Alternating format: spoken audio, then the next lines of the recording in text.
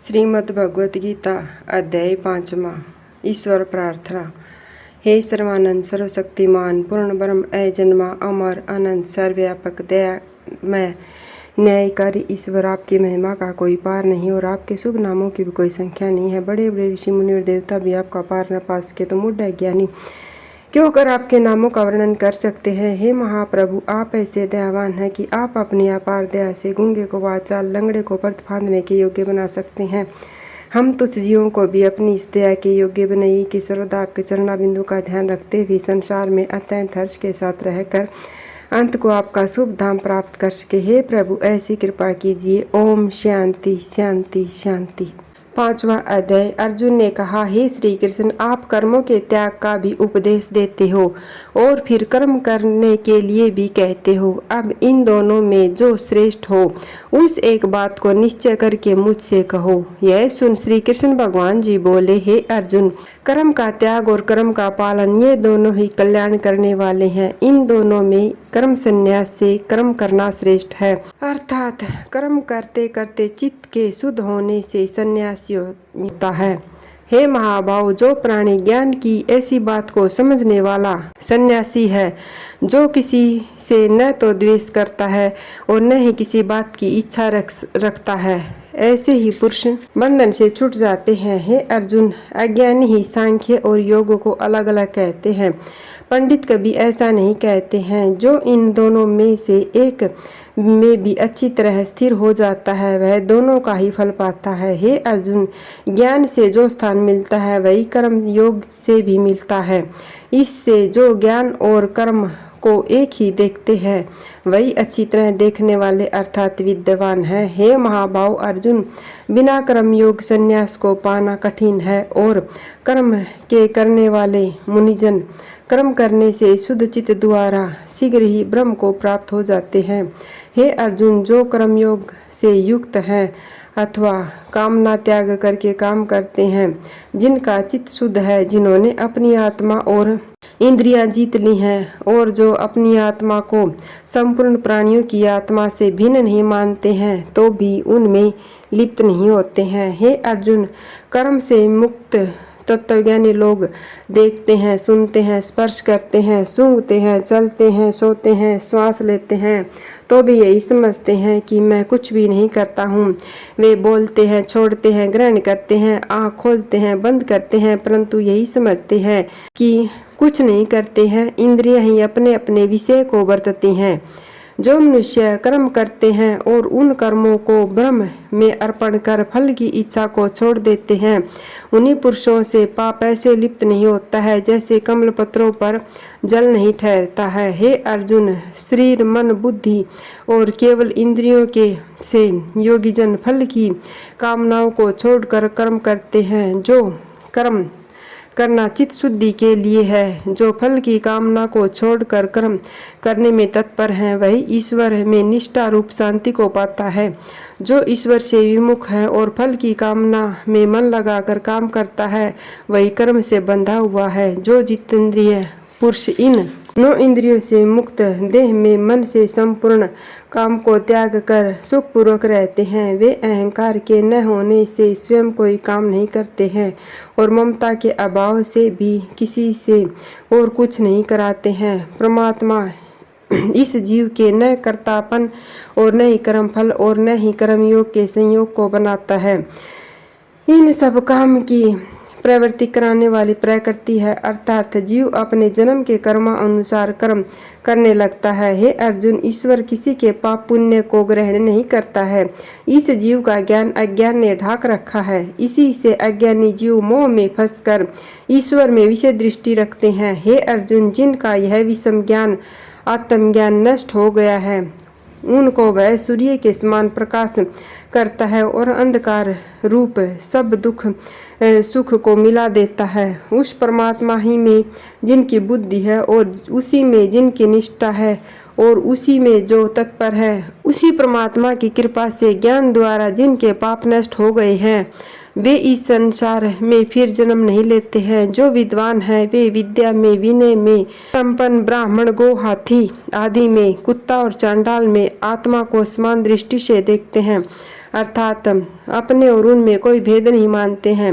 जिनका मन समानता में स्थिर है, अर्थात जो सबको समान दृष्टि से देखते हैं, उन्होंने संसार को जीत लिया है, क्योंकि ब्रह्म दोष रहित और समान है। इससे ऐसे जन इसमें स्थिर हो जाते हैं। हे अर्जुन, जो भली वस्तु को पाकर प्रसन्न नहीं होते हैं और बुरी वस्तु को पाकर शोक नहीं करते हैं, ऐसी स्थिर बुद्धि वाले ज्ञानी ब्रह्मवेत्ता ब्रह्म में स्थिर रहते हैं और बाह्य इंद्रियों के रूप रसादि विषयों में आसक्त नहीं है।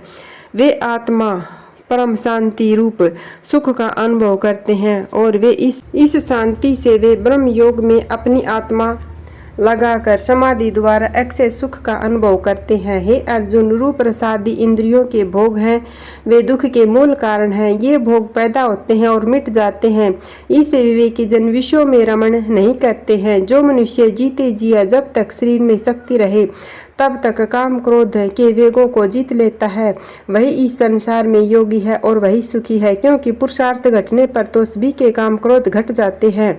हे अर्जुन, जो अपनी आत्मा में ही सुख का अनुभव करता है और जो अपने अंतःकरण में आत्मा संबंधी ज्ञान से प्रकाशित है, वही योगी ब्रह्म रूप होकर निवारण पद को प्राप्त हो जाता है। जिनके दो भाव नहीं है और जो अपनी आत्मा को वश में कर लिया है, जो प्राणी मात्र की भलाई चाहते हैं, जिसके संपूर्ण पाप क्षीण हो गए हैं, वही निवारण सुख में मगन होते हैं।